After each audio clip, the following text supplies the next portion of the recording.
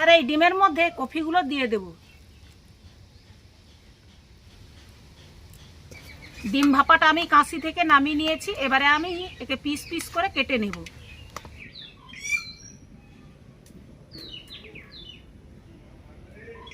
বন্ধুরা, আমি আবারও চলে এসেছি এক নতুন মজাদার রেসিপি নিয়ে। এই দেখো, বাঁধাকপি আর ডিম দিয়ে আমি ভাপা রেসিপি বানাবো। এটা একদম নতুন ধরনের রেসিপি। তো তোমরা দেখতে থাকো কিভাবে আমি রেসিপিটি বানাই।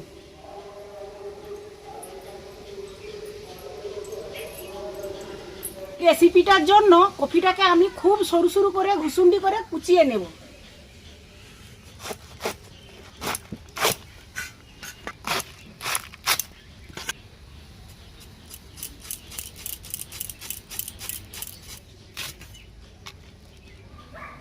আমি এখানে হাফ কপি কেটে নিয়েছি। এবারে আমি কপিটাকে একটু সেদ্ধ করে নেব। দিয়ে দিব হাফ চামচ লবণ, আর দিয়ে দিব অল্প পরিমাণ একটু জল।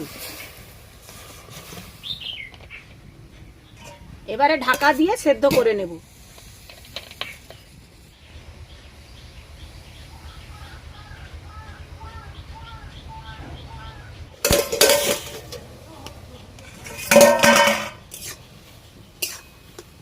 কফিটা আমার সেদ্ধ হয়ে গেছে, আমি এবার নামিয়ে নেব।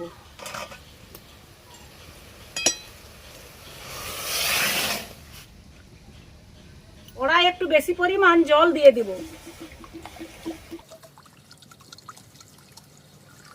5টা ডিম আমি ফাটিয়ে নেব।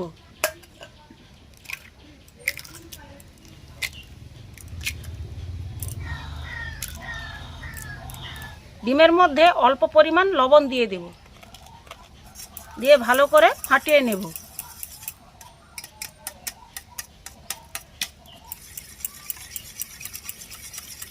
এবার এই ডিমের মধ্যে কফিগুলো দিয়ে দেব।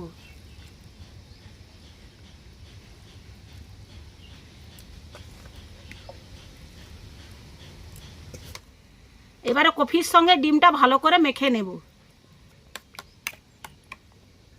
এই জলের মধ্যে আমি মটরশুঁটির বাটিটা বসিয়ে দিলাম।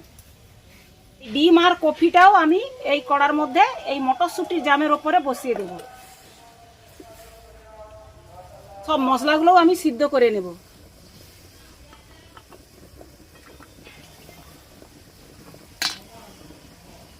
এবারে আমি নিপ্পল করে ঢাকনা দিয়ে দেব। এইভাবে 15 মিনিট আমরা সেদ্ধ করে নেব। ডিমটা ভালোভাবে সেদ্ধ হচ্ছে কিনা আমি একটু দেখে নেব। ডিমটা সেদ্ধ হয়ে গেছে, আমি এবার কাঁচিটা নামিয়ে নেব।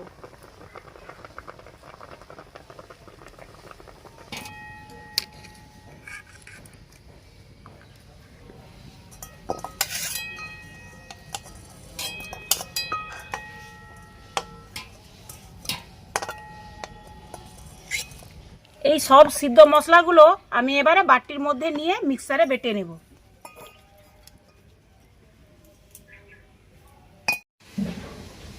মশলাটা আমি বেটে নিয়েছি।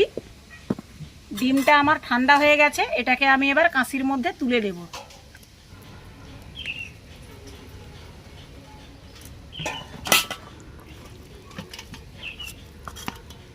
ডিম ভাপাটা আমি কাঁচি থেকে নামিয়ে নিয়েছি। এবারে আমি একে পিস পিস করে কেটে নেব।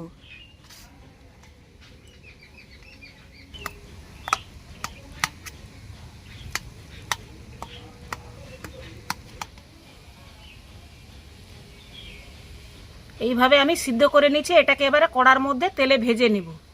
আমি দিয়ে দিব সরষের তেল।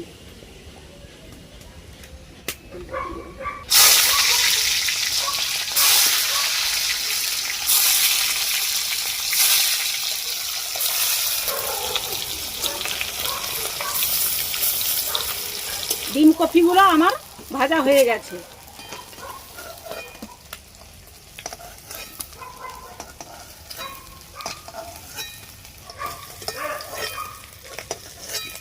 আবারও একটু দিয়ে দিব সরষের তেল। এবারে আমি মশলা ভেজে নেব। কালো জিরা আর সাদা জিরা ফোড়ন দিয়ে দেব। মশলা বাটা দিয়ে দেব।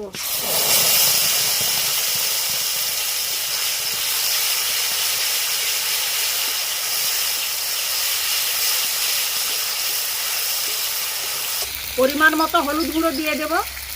এখানে আমি লঙ্কা গুঁড়ো দেবো না, কাঁচা লঙ্কা যেহেতু বাটা আছে।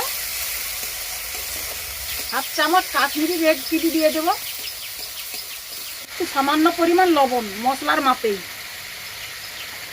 এবারে দিয়ে দিব মটরশুঁটিগুলো।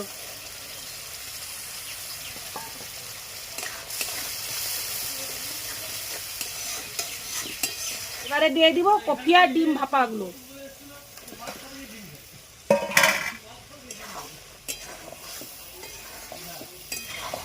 ভালোভাবে সবগুলো কষানো হয়ে গেছে, আমি এবার জল দিয়ে দিব।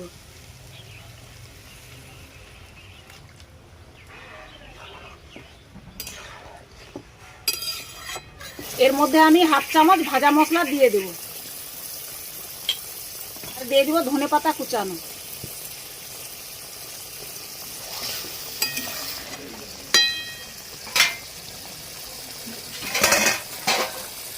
রান্নাটা আমার হয়ে গেছে, আমি এবারে নামিয়ে নিব।